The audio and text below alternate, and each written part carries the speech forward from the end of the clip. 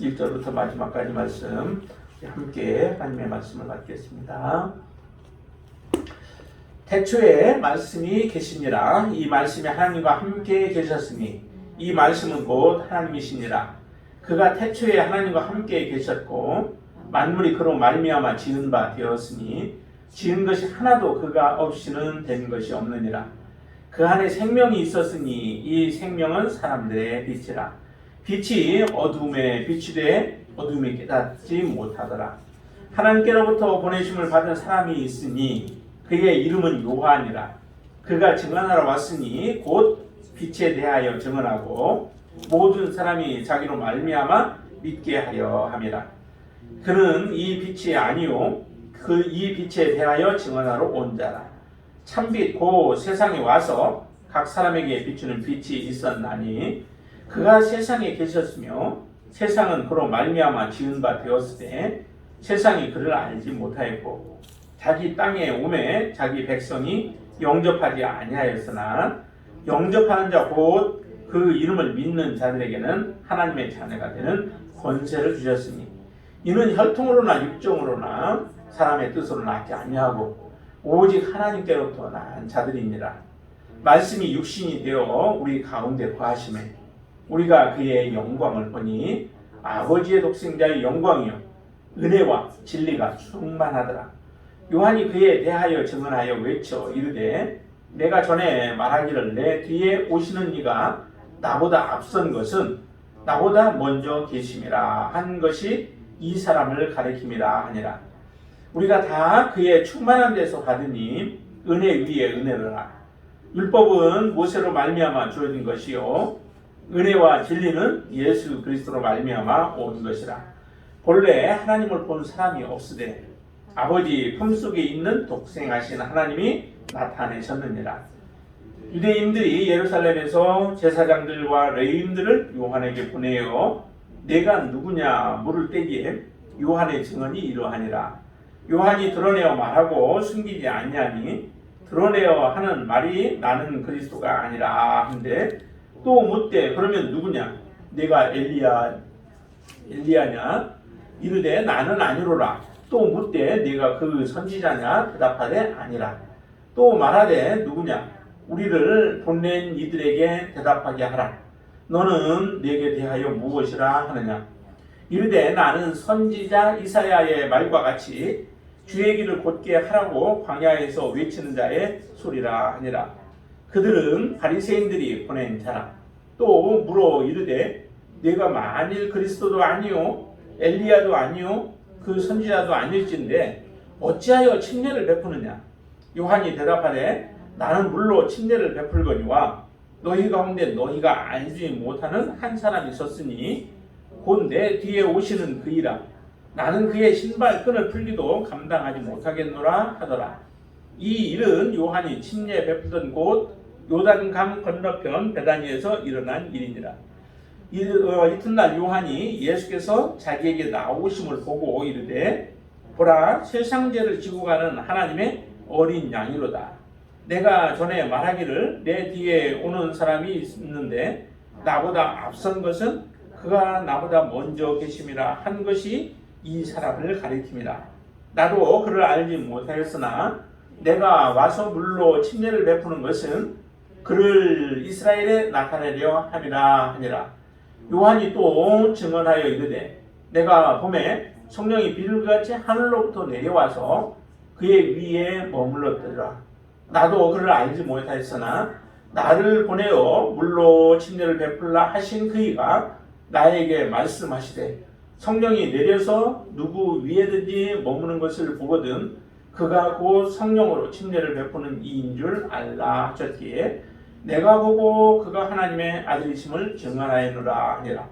또 이튿날 요한이 자기 제자 중 두 사람과 함께 섰다가 예수께서 건의심을 보고 말하되 보라 하나님의 어린 양이로다.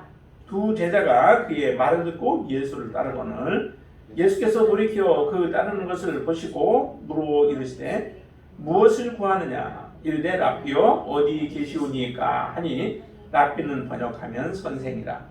예수께서 이르시되 와서 보라 그러므로 그들이 가서 계신 데를 보고 그날 함께 과하니 때가 10시쯤 되었더라.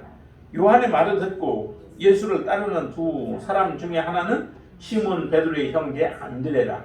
그가 먼저 자기의 형제 시몬을 찾아 말하되 우리가 메시아를 만났다 하고, 메시아는 번역하면 그리스도라. 데리고 예수께로 오니 예수께서 보시고 이르시되 내가 요한의 아들 시몬이니 장차 게바라 하리라 하시니라. 게바는 번역하면 베드로라. 이튿날 예수께서 갈릴리로 나가려 하시다가 빌립을 만나 이르시되 나를 따르라 하시니, 빌립은 안드레와 베드로와 한 동네 벳세다 사람이라. 빌립이 나다나엘을 찾아 이르되 모세가 율법에 기록하였고 여러 선지자가 기록한 그 일을 우리가 만났으니 요셉의 아들 나사렛 예수니라. 나다나엘이 이르되 나사렛에서 무슨 선한 것이 날 수 있느냐? 빌립이 이르되 와서 보라 하니라. 예수께서 나다나엘이 자기에게 오는 것을 보시고 그를 가리켜 이르시되 보라, 이는 참으로 이스라엘 사람이라. 그 속에 간사한 것이 없도다. 나다나엘이 이르되 어떻게 나를 아시나이까?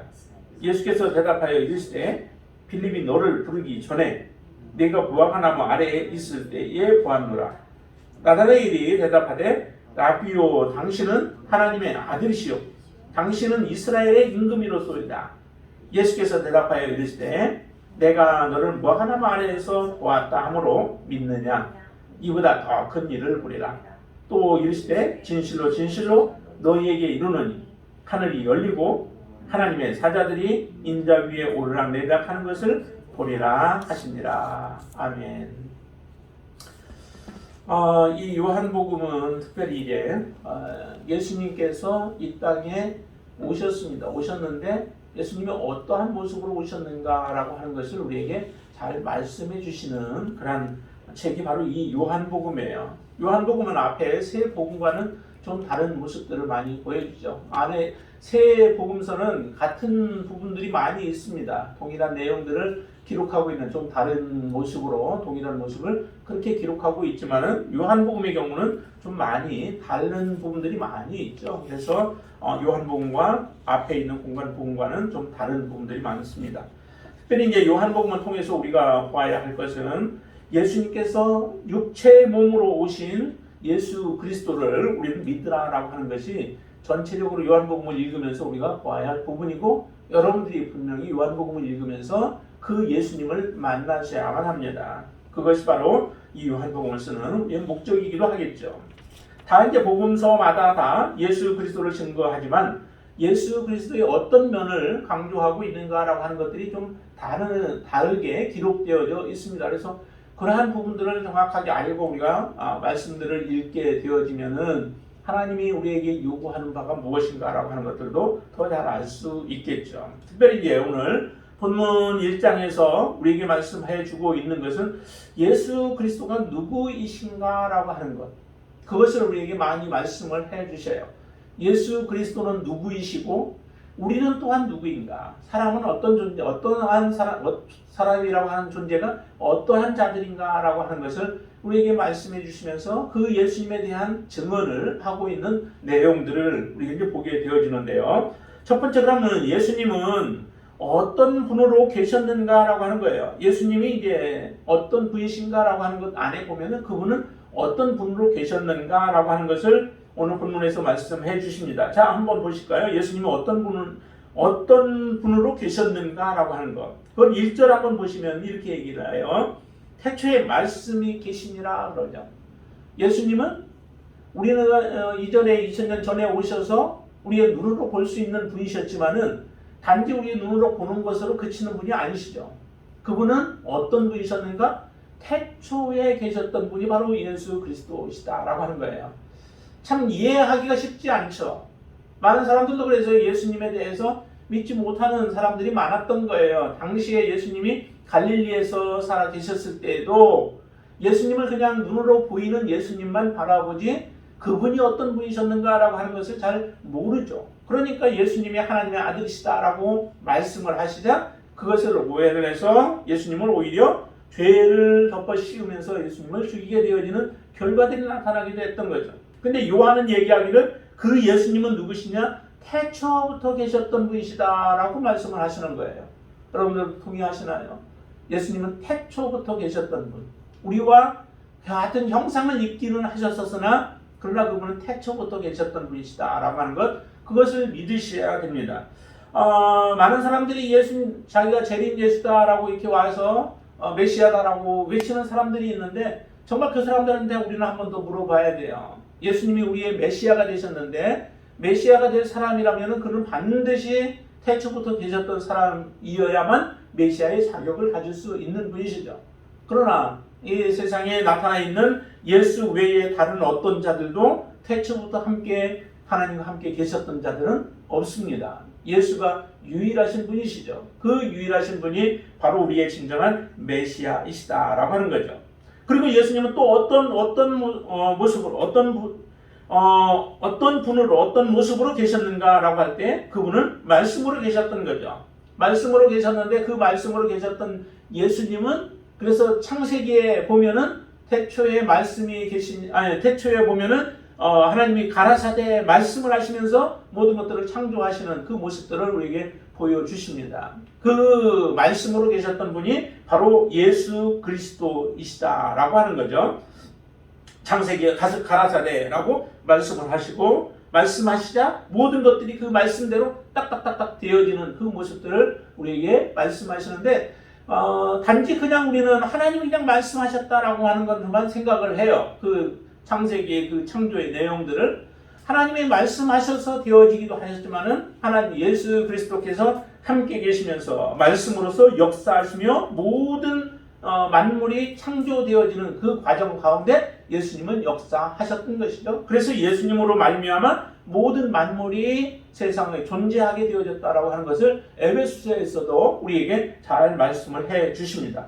자, 그리고 예수님은 또 어떤 모습으로 계셨냐면 하나님과 함께 계셨다라고 하는 거죠. 거기에 1절에 그렇게 말씀하시죠. 말씀이 하나님과 함께 계셨다라고 얘기해요. 하나님은 태초에 계셨던 분이시죠. 태초부터 계셨던 분인데 그 하나님과 함께 계셨어요. 그래서 창세기에서도 보면은 우리를 사람을 창조하시되 우리와 같이 우리의 형상을 따라서 사람을 창조하셨다라고 이렇게 표현도 하는데 그 창조할 때 하나님, 성부 하나님, 성자 하나님, 성령 하나님이 함께 계셨고 함께 의논하여서 우리를 창조하셨던 것을 우리에게 그대로 거기에서 말씀해 주십니다. 그러기에 예수님은 하나님과 함께 계셨던 분이 바로 예수 그리스도이시다. 그리고 그분은 하나님과 함께 계셨기 때문에 실제적으로 하나님이시죠. 하나님이시죠. 그래서 그 하나님은 창조주 하나님으로 계셨다라고 우리는 말씀할 수 있어요. 3절도 한번 보세요. 그래서 3절 보면 이렇게 얘기하죠. 같이 읽습니다. 만물이 그로 말미암아 지은 바 되었으니 지은 것이 하나도 그가 없이는 된 것이 없느니라. 모든 만물이 주님 없이 예수 그리스도 없이 되어진 게 하나도 없다는 거예요. 모든 것이 하나님의 그 예수 그리스도의 역사하심을 통하여서 이루어졌다는 거죠. 그러니까 예수님은 창조자이시다라고 하는 거예요. 육신으로 이 세상에 그런 분이 육신으로 이 세상에 오신 거예요. 오신 그 예수님이시죠. 정말 놀라운 겁니다. 예수님은 바로 이처럼 모든 창조주가 되신다라고 하는 것. 그것을 우리는 믿으셔야만 합니다. 그리고 또 하나는 생명으로 계셨다라고 하는 거죠. 예수님이 4절 보시면 이렇게 말씀합니다. 그 안에 생명이 있었으니 누구 안에? 예수 그리스도 안에 생명이 있었으니 이 생명은 사람들의 빛이다라고 말씀하시죠.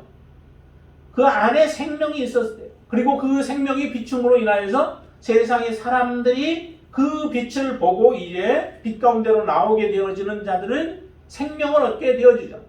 또 요한이 쓴 뒤에 보면은 요한 그 1서, 2서, 3서 어의 내용에서도 보면은 하나님이 어떤 분이신가라고 하는 것을 얘기를 하죠. 그러면서 주님 한번 볼까요? 요한 1서 5장을 한번 보시죠. 요한 1서 5장 11절 말씀부터 한번 보시죠. 10절부터 볼까요? 10절부터 한번 보시죠. 하나님의 아들 찾으셨나요? 제 성경으로는 393쪽. 신약 요한 1서 5장 10절부터 같이 봅니다. 하나님의 아들을 믿는 자는 자기 안에 증거가 있고 하나님을 믿지 아니하는 자는 하나님을 거짓말하는 자로 만드나니 이는 하나님께서 그 아들에 대하여 증언하신 증거를 믿지 아니하였습니다. 또 증거는 이것이니 하나님이 우리에게 영생을 주신 것과 이 생명이 그의 아들 안에 있는 그것이니라. 아들이 있는 자에게는 생명이 있고 하나님의 아들이 없는 자에게는 생명이 없느니라. 그래서 13절에 내가 하나님의 아들의 이름을 믿는 너희에게 이것을 쓰는 것은 너희로 하여금 너희에게 무엇이 있어요? 영생, 생명이 있음을 알게 하려 함이라 라고 말씀하시는 거죠. 그러니까 예수를 믿는다라고 하는 것은 예수를 내 안에 모셔드리는데 모셔드릴 때 누구도 같이 들어오냐면 예수 그리스도 안에 있는 생명도 같이 들어오게 되어지는 거죠. 그래서 예수를 믿으면 바로 생명인 거예요. 생명이 있는 거죠. 그리고 예수가 없으면 그 안에는 생명이 없는 것이죠. 형식적으로 아무리 우리가 믿는 자처럼 보인다 할지라도 그 안에 예수 그리스도가 없을 때에 우리 안에는 생명이 없게 되어지죠. 예수는 바로 생명으로 계신 분이에요. 그래서 그 예수를 우리는 믿으라라고 하는 것이죠. 자, 그리고 예수는 여기에 보면은 빛이다라고 얘기를 하죠. 빛으로 계셨던 분이시죠. 9절 말씀 보실까요? 참빛 곧 세상에 와서 각 사람에게 비추는 빛이 있었나니 그가 세상에 계셨으며 세상 그로 말미암아 지은 바 되었을 때 세상이 그를 알지 못하였다. 사람들에게 비추었지만 사람들은 그에게로 나오지 않았다. 그들은 어둠 가운데 있었기 때문에 그와 같은 일들이 일어나게 되어진다라고 하는 거죠. 예수님은 세상에 빛으로 오셔서 빛을 비추고 그 빛을 보면서 사람들이 생명을 얻도록 하기 위하여 예수님은 이 땅에 빛으로 오셨다라고 하는 것을 말씀합니다. 그래서 빛 가운데 요한 1서에도 보면 또 빛 가운데 사람들이 나오지 않는다는 거예요. 어둠 가운데 있다는 거예요. 그는 왜냐하면 어둠이 다 드러나기 때문에 그래요. 빛을 비추면 그 어둠이 드러나기 때문에.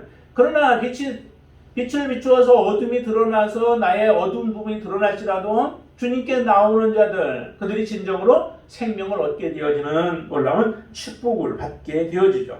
이처럼 예수 그리스도는 바로 이처럼 태초에 계셨고 말씀으로 계셨고 또한 하나님과 함께 계셨고 창조주로 계셨고 생명으로 그리고 세상의 빛으로 계신 분이신데 이 모든 것을 우리가 통틀어서 한 단어로 한다면 그분은 스스로 계신 분이시다라고 우리는 말할 수 있는 거예요. 스스로 계신 분, 하나님만큼은 모든 원인들을 우리가 다 찾아낼 수 있죠. 내가 존재한 이유는 나의 부모가 있기 때문에 내가 존재한 것이고 나의 부모는 또 부모가 계셨기 때문에 존재하지만은 하나님만큼은 그 존재의 제1원이라고 얘기를 하죠. 하나님으로부터 모든 것이 나오게 되어지고 하나님으로부터 모든 것이 말미암게 되어지는 그 분이 바로 예수 그리스도이시다라고 하는 거죠. 우리가 참 그 예수님을 다 이해할 수 없어요. 다 알 수 없어요. 그렇지만은 성경의 모든 말씀들을 볼 때에 예수님은 바로 스스로 계신 분이시다. 하나님은 스스로 계신 분이시다라고 하는 것을 우리에게 말씀합니다. 자, 이처럼 예수님은 스스로 계신 분이신데 그리고 태초부터 계셨던 분이시고 한데 이 예수님께서 어떻게 이 세상에 오셨는가라고 하는 거죠. 어떠한 모습으로 이 세상에 오셨는가라고 하는 것을 우리에게 말씀해 주시는데 거기에 한번 14절 말씀 볼까요? 14절 말씀 뭐라고 얘기하나요? 같이 한번 읽습니다. 말씀이 육신이 되어 우리 가운데 거하심에 우리가 그의 영광을 보니 하나님의 아버지의 독생자의 영광이요 은혜와 진리가 충만하더라 라고 말씀하시죠. 말씀이 육신이 되어서 이 땅에 오셨다라고 말씀합니다. 말씀은 사실은 그때는 보이지도 않았던 분이시죠. 하나님이 우리가 볼 수 있는 분이 아니셨잖아요. 그런 분이 바로 육신이 되어서 이 세상에 오셨다라고 하는 겁니다. 이것을 빌립보서에서는 참으로 굉장히 그 낮아지심으로 우리에게 보여주시죠. 예수님은 어떤 분이신가? 창조주와 하나님과 동등한 분이시고 그분은 바로 창조주 하나님이시지만은 피조물과 같은 모습으로 오셨다라고 하는 것을 말씀해요. 한번 빌립보서도 한 번 더 찾아볼까요? 빌립보서 2장을 보세요. 319쪽, 제 성경은 319쪽 2장을 보시죠. 자, 2장 6절부터 한번 보실까요? 2장 6절부터 같이 읽습니다. 그는 근본 하나님의 본체시나 하나님과 동등됨을 취할 것으로 여기지 아니하시고 오히려 자기를 비워 종의 형체를 가지사 사람들과 같이 되셨고 사람의 모양으로 나타나사 자기를 낮추시고 죽기까지 복종하셨으니 곧 십자가에 죽으심이라 라고 말씀해요. 하나님과 동일한 분이신데 하나님과 동등됨을 취할 것으로 여기지 아니했다는 거예요. 그것을 주장하지 않은 거죠. 우리가 조금 어떤 명예를 내려놓는 것과는 전혀 차원이 달라요. 사람이 가지고 있을 모든 영광과 또 권세 뭐 이런 것들을 가지고 있다 할지라도 그것은 사람들 안에서의 그 관계잖아요. 그래봤자 높아봤자 굉장한 권력을 가지고 있다 할지라도 그것은 큰 것이 아니죠. 그런데 예수님은 하나님과 동일하신 분의 권세와 능력을 가지고 모든 것을 다 가지고 계신 분이 그 모든 것을 다 내려놓으시고 이 땅에 우리를 구원하기 위하여 피조물로 창조주가 피조물의 모습으로 이 세상에 오셨다라고 하는 것은 우리는 그냥 듣기는 쉽지만은 그것은 도저히 할 수 없는 거죠. 주님 외에는 그 어떤 것도 흉내낼 수도 없는 거예요. 그런데도 예수님은 그 모든 것을 다 내려놓으시고 자기를 비워서 종의 형체를 가져서 사람들과 동일하게 되었다라고 얘기를 해요. 사람들과 동일하게 되었을 뿐만 아니라 더 낮아지신 거죠. 그분은 의인이신데 의인으로서 죄인을 위하여 대신 죽으신 십자가를 지기까지 그 길을 가셨던 겁니다. 주님이 육신을 입고 이 세상에 내려오신 목적이 어디에 있습니까? 그 목적은 곧 우리를 위하여 십자가에 죽으시기 위하여 이 땅에 오셨다는 거예요. 이 땅에 종의 형체를 입고 오는 것만으로도 와서 이 땅에서 영광을 받으시고 모든 권세를 누린다 할지라도 그것도 할 수 없는 것인데 거기서 더 낮아지셔서 의인이 죄인으로 취급을 받으시고 모든 멸시, 조롱, 천대를 받아가면서 십자가, 가장 극악한 형벌이었던 십자가에서 죽으시기 위하여 이 땅에 오셨다는 거예요. 하나님 앞에 그렇게 복종을 하신 거죠. 성부 하나님 앞에 복종을 하시고 내려오셔서 십자가를 지신 그분이 바로 이 예수 그리스도이시다라고 하는 것을 우리에게 말씀을 해 주시는 겁니다. 이처럼 예수님께서 십자가를 지시는데 육신을 입고 이 땅에 오셔서 십자가의 삶을 사셨던 것을 우리에게 보여주십니다. 또 하나 이제 보면은 18절 말씀도 보시죠. 18절 같이 한번 읽습니다. 본래 하나님을 본 사람이 없으되 아버지 품속에 있는 독생하신 하나님이 나타내셨느니라 라고 얘기해요. 하나님은 우리의 눈에 보이시는 분이 아니죠. 그냥 우리 육체를 가진 사람이 하나님을 볼 경우는 죽음을 맞이하게 되어지죠. 그런 하나님을 예수님이 드러내신 거예요. 이 땅에 육신을 입고 오셔서 하나님을 그대로 우리에게 보여주신 분이 바로 예수 그리스도이시다라고 하는 것, 여러분들이 잊지 않게 되시기를 바랍니다. 이런 놀라운 그 주님이 그러면 왜 오셨는가라고 하는 거예요. 왜 육신을 입고 이 땅에 오셨고 보이지 아니하시는 하나님을 우리에게 드러내셨는가라고 하는 것이죠. 그 드러내신 이유가 어디에 있습니까? 오신 이유는 다른 게 아닙니다. 그분이 오신 이유는 우리의 죄 문제 때문에 그렇죠. 자, 한번 보실까요? 뒤쪽에 보시면은 자, 29절 말씀 보실까요? 29절 말씀 같이 한번 읽습니다.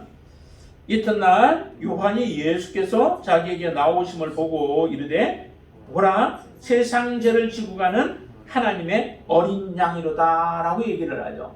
예수님을 보았을 때 요한에 대해서 사람들이 많이 물어요. 네가 누구냐? 거기에 보면 유대인들이 보냈다라고 하는데 그 유대인들이 누구예요? 유대인들이 24절에 보면 바리새인들이죠. 바리새인들이 누구를 보내느냐면은 제사장들과 레위인들을 요한에게 보냈어요. 그래서 요한에게 보내가지고 침례를 베푸는 그 요한에게 보내서 너는 누구냐라고 묻는데 그는 자신이 메시아도 아니고 선지자도 아니다라고 그렇게 얘기를 하면서 침례를 베풀잖아요. 나는 단지 이사야의 글에 있는 것처럼 그 메시아의 길을 예비하고 준비하는 그런 소리다라고 얘기를 합니다. 그런데 왜 너는 침례를 베푸느냐라고 하는 이런 질문들을 하잖아요. 근데 침례를 베푸는 이유는 어디에 있어요? 하나님이 사실은 명령을 하신 거죠. 침례를 베풀라라고 말씀을 하셨어요. 그렇기 때문에 침례를 베푸는 거죠. 33절에 이렇게 말씀하시잖아요. 나도 그를 알지 못하였고 예수님을 알지 못했대요. 예수님이 하나님이 직접 보여주기까지는 예수님을 침례 요한도 모르는 거죠. 예수님보다 6개월 일찍 태어났지만은 잘 몰라요. 그러나 하나님께서 말씀하시기를 나를 보내어 물로 침례를 베풀라 하신 그이가 나에게 말씀하시되 성령이 내려서 누구 위에든지 머무는 것을 보거든 그가 곧 성령으로 침례를 베푸는 이인 줄을 알라 하셨기에 그렇게 얘기를 하는 거죠. 예수님께서 바로 침례를 베풀 자이다라고 그렇게 얘기하면서 예수님을 말씀하기를 세상 죄를 지고 가는 하나님의 어린 양이라고 얘기를 해요. 세상의 죄를 지고 가는 어린 양. 어린 양은 이제 구약의 제사 의식을 보면은 우리가 잘 알 수 있죠. 제사에서 반드시 필요한 게 제물이 필요한 거죠. 제물은 왜 짐승들이 죽임을 당해야 돼요? 죽임을 당해야 하는 이유는 사람이 죄 때문에 짐승이 죽임을 당하는 것이죠. 사람이 죄 지은 자가 죽어야 하는데 대신 짐승이 사람의 죄를 덮어쓰고 그 죄를 전가받고 대신 죽을 때에 사람이 죽은 것처럼 짐승의 그 죽음을 받아서 사람은 용서를 받고 짐승이 대신 죽게 되어지는 거죠. 불에 태워지기도 하고 이와 같은 일을 예수님이 똑같이 그 일을 하게 되어지는 거예요. 모든 이 땅의 인류의 사람들이 죄 때문에 죽어야 하는 자들을 위하여 예수님이 십자가의 제물이 되셔서 어린 양이 되셔서 죽음으로 인하여 모든 사람을 살리기 위한 것이 바로 예수님이 이 땅에 오신 목적이었다라고 하는 것을 말씀을 해주시는 거죠. 저와 여러분들이 사는 이유가 지금 살아있는 이유가 또 앞으로 예수 그리스도 그분을 믿음으로 말미암아 살아날 자들이 이 예수님의 희생이 없었다면 예수님께서 이 세상에 오시지 않았더라면은 우리는 살아날 길이 없는 거죠. 살아날 길이 없습니다. 예수님 때문에 우리가 살 수 있는 것이죠. 그리고 두 번째 이제 예수님이 오신 이후 두 번째 경우를 보면은 성령을 주러 이제 오신 것이죠. 그 성경의 많은 부분들 특별히 그 사도행전 같은 경우는 성령께서 오셔서 역사하시는 그런 놀라운 일들을 보고 그 성령께서 지금도 역사하고 계시는 것이죠. 예수님께서도 말씀하셨어요. 내가 가지 않으면 하나님께로 올라가지 아니하면은 너희를 위하여서 성령이 오시지 않는다라고 하는 그런 말씀을 하세요.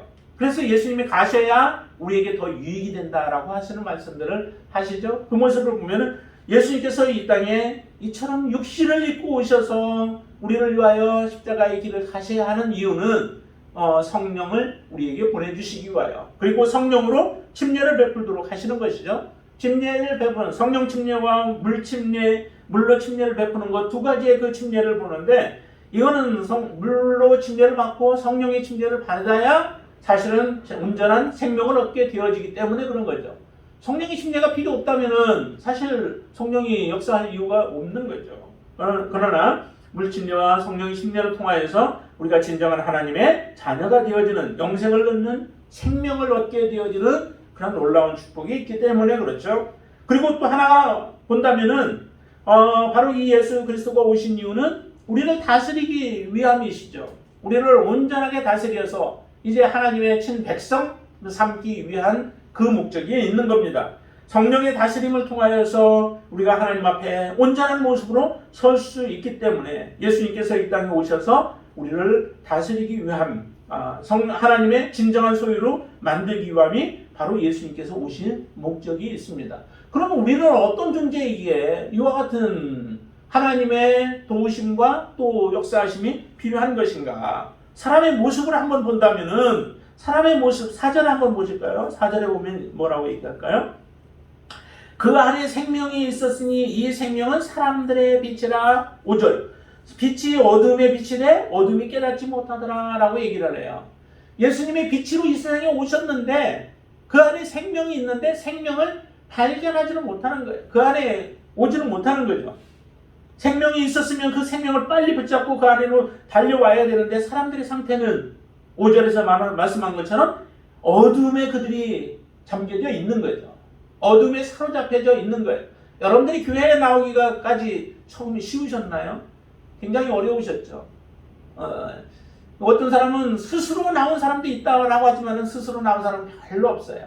누군가에 의해서 그것도 강제적으로 거의 그냥 끌려가다시피 해서 나오는 사람들이 대부분이죠. 그처럼 우리 스스로 하나님 앞에 나올 만한 그런 능력이 없어요. 왜냐하면 어둠이 우리를 붙잡고 있기 때문에 그렇죠.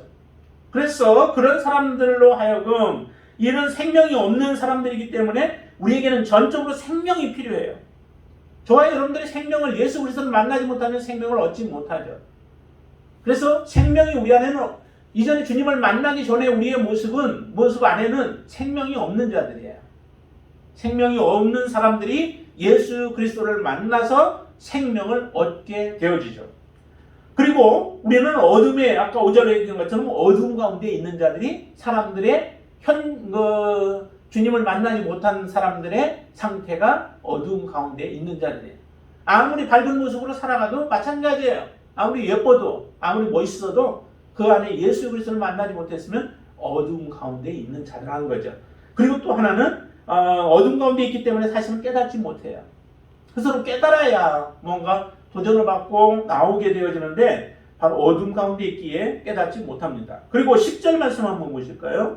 10절 말씀 보시면 그가 세상에 계셨으며 세상은 그로 말미암아 지은 바 되었을 때 세상이 그를 알지 못하였고. 세상은 알지 못하였고 지음을 받았는데도 지음받은 존재가 나를 지은 이의 존재를 알지 못해요. 사람도 이성까지도 주시고 했는데도 사람도 잘 모르죠. 나를 지으셨는데 지은 분을 제대로 안다면 모든 지음받은 자들이 지은 이를 존경하게 되고 섬기게 되고 경배하게 되어질 거예요. 그런데 그 지은 분을 알지 못하니까 사람들의 행동이 어떤 모습으로 나타나요? 괜히 그 위험 있는 것들이 있으면 그거 앞에 가서 조아리게 되어지는 이런 일들이 불상사가 생겨지게 되어지죠. 우리를 구원하지도 못할 것들을 스스로 만들어놓고 그것 보고 우리는 기도하고 있는 참으로 어리석은 자들이 사람이기도 해요. 그것은 어둠 가운데 있어서 하나님, 우리를 만드신 하나님을 알지 못하기 때문에 이와 같은 일들이 일어나게 되어지죠. 우리도 어둠 가운데서 참으로 헤맸습니다. 그러다가 정말 하나님의 그 손길을 통하여서 하나님 앞에 나오게 되어지는 축복을 얻었는데 우리의 손길을 통하여 누군가가 또 여러분들을 통하여 누군가가 주님 앞에 또 이렇게 이끌어 주어야만 하나님 앞에 나올 수 있기 때문에 그렇습니다. 자, 11절 말씀도 한번 보시죠. 11절에 보시면은 자기 땅에 오매 자기 백성이 영접하지 아니하였으나. 사람들은 영접하지 않죠. 심지어 예수 그리스도 그분의 모습을 본 갈릴리 사람들은 오히려 더 악해서 더 많은 이적을 보아도 그들의 마음은 열려지지 않고 예수 그리스도를 오히려 배척합니다. 그래서 선지자들이 오히려 자기 고향에서 미움을 받고 배척을 당하는 일들이 일어난다라고 말씀을 하시죠.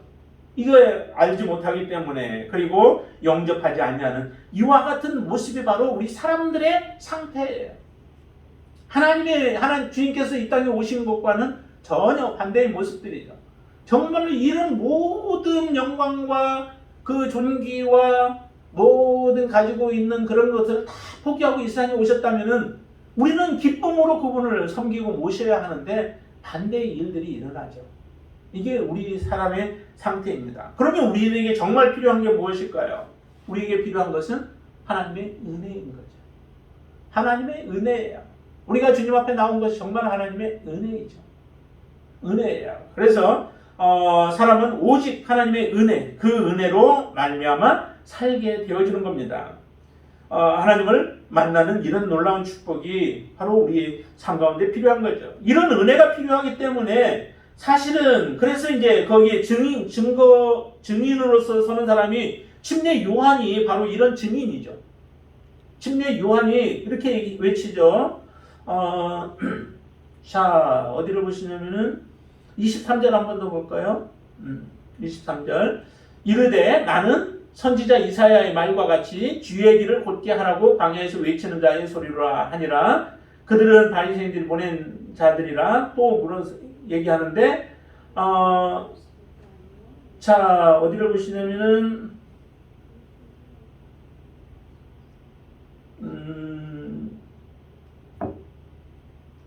네. 이 침례 요한이 이처럼 계속해서 증거하고 외침으로 인하여서 사람들이 그 증언을 듣고 하나님께 나오기를 원하시는 거죠. 모든 사람들이 구원받도록 하기 위하여서 그렇게 하는 겁니다. 그래서 34절도 보면 내가 보고 그가 하나님의 아들이라 하심을 증언하였노라 해서 하나님의 아들이 바로 우리를 위하여서 오셨음을 증거하고 그 소리도 마찬가지예요. 외치는 이유가 침례 요한이 그 약대 토롯을 입고 석청을 먹으면서 광야에서 외쳤잖아요. 그 외침이 뭐예요? 예수 그리스도를 증언하는 거예요. 이분이 바로 우리의 죄를 지고 가는 하나님의 어린 양이기 때문에 이분을 믿으라라고 하는 것이 바로 침례 요한의 외침인 겁니다. 그 증언을 듣고 하나님의 은혜 가운데로 나아가는 것. 요즘에는 이제 우리가 복음을 통하여서 복음을 증거함으로 사람들이 듣고 주님 앞에 나오기를 원하는 거죠. 근데 침례 요한뿐만 그러지 않았습니다. 뒤에 보면은 요한의 두 제자가 있었죠. 자, 35절 보시면은 요한의 두 제자가 있었습니다. 근데 그 제자 중에 한 사람이 누구일까요? 한 사람은 40절에 보면은 안드레라고 하는 사람이 있었죠. 베드로의 형제인 안드레인데 이 안드레는 예수님을 만났습니다. 요한이 하는 말을 듣고 예수님께 나아갔죠. 예수님께 나아가서 예수님 앞에 이렇게 얘기를 해요. 36절 먼저 보시죠. 36절 보면 예수께서 건의심을 보고 말하되 보라 하나님의 어린 양이로다 라고 요한이 그렇게 증언하니까 그 두 제자가 요한을 떠나서 그냥 예수님께로 가버려요. 굉장히 속상했을 것 같아요. 그 두 명 따라와 다녔는데 두 명마저 예수님을 증언하니까 저분이 하나님의 어린 양이라고 하니까 그냥 쫓아가 버렸는데, 그러면서 이 두 사람이 예수님을 만나고 예수님을 이제 따라다니면서 함께 거하게 되어진 거예요. 그러자 예수님을 알고 난 안드레가 먼저 했던 행동이 뭐냐면은 그의 형제 베드로를 찾아가게 되어지죠. 베드로에게 찾아가서 뭐라 그래요? 자, 41절 한번 볼까요? 41절 같이 읽습니다. 그가 먼저 자기의 형제 시몬을 찾아 말하되 우리가 메시아를 만났다 하고, 메시아는 번역하면 그리스도라고 얘기를 하죠. 그 베드로에게 가서 우리가 메시아 만났어 라고 얘기를 하니까 베드로가 그 말을 듣고 그 증언을 듣고 예수님께 나오게 되어집니다. 그 나온 베드로를 예수님께서 이제 알아보시는 거죠. 어떻게 알아봐요?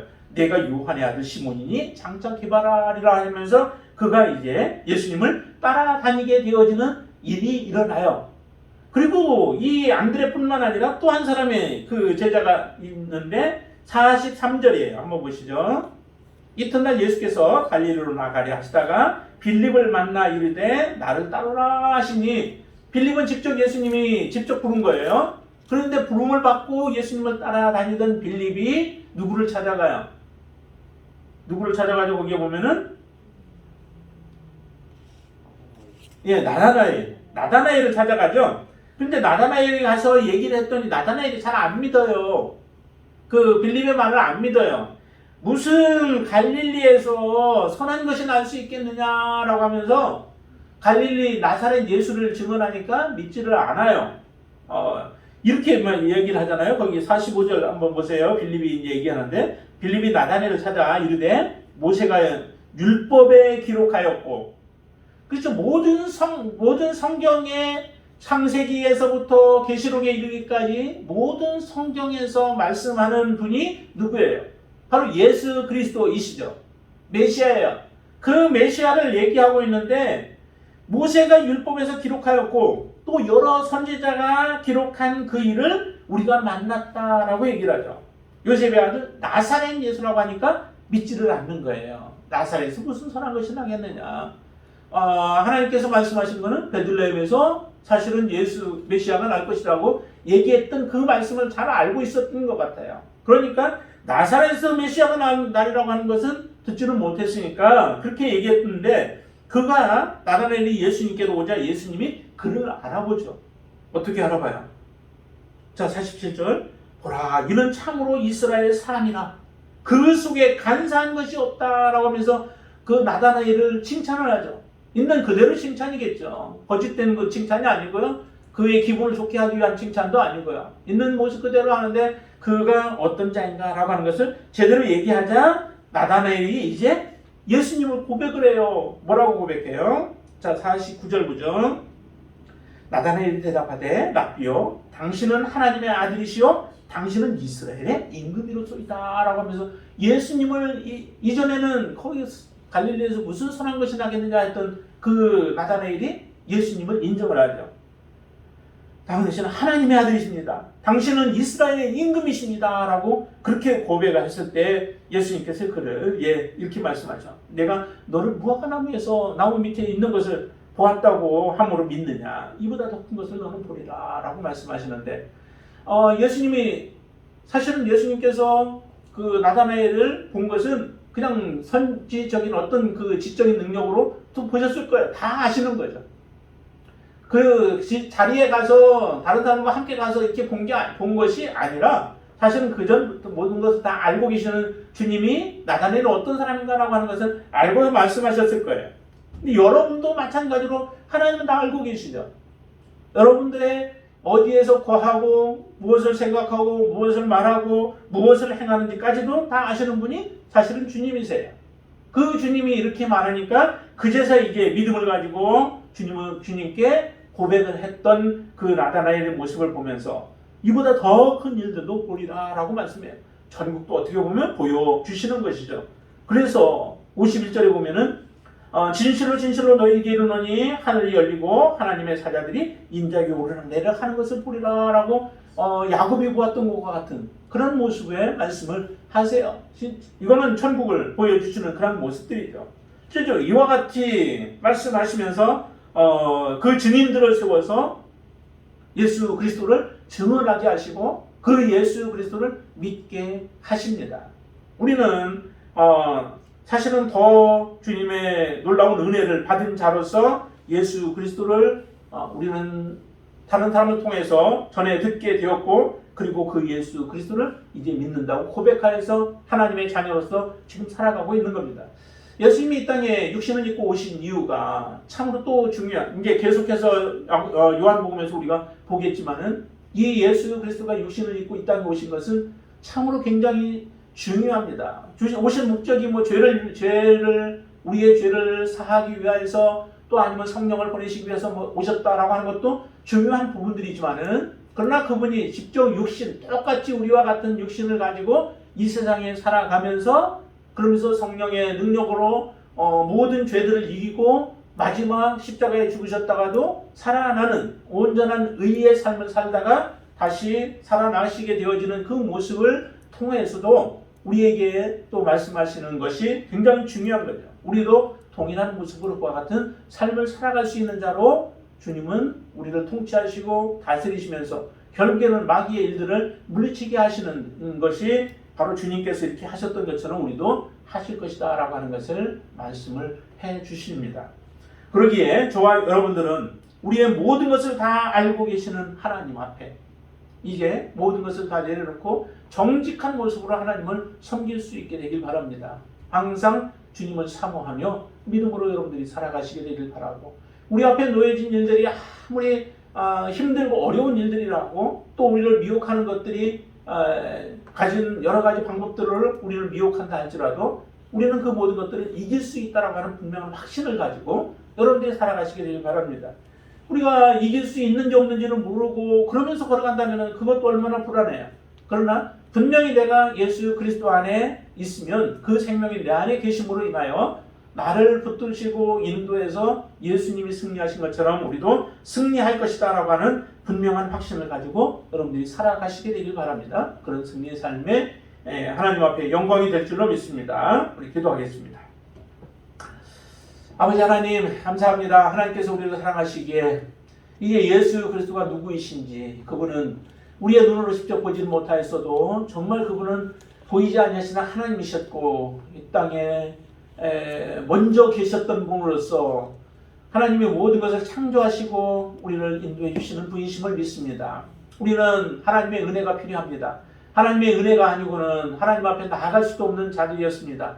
그런 우리에게 은총을 베풀어 주셔서 빛을 보게 하셨고 빛 가운데 살아갈 수 있도록 역사하신 하나님, 우리를 붙들어 주셔서 사망의 음침한 골짜기로 다닐지라도 우리를 놓지 아니하시고 우리를 지키시고 우리와 함께 하시는 그 하나님을 의지하여 날마다 숨긴 삶을 살아갈 수 있도록 역사하여 주시옵소서. 연약한 가운데 정말 고통 가운데 살아가고 있는 자들도 있습니다. 하나님 함께하여 주시어서 빛을 보게 하시고 영생을 보게 하시고 영원한 하나님의 그 모습을 보게 하시며 하나님의 약속 언약들을 바라보면서 주님 안에서 다시 한번 새 힘을 얻어 우리가 믿음으로 승리할 수 있도록 역사하여 주시옵소서. 예수님의 이름으로 간절히 기도드리옵나이다. 아멘.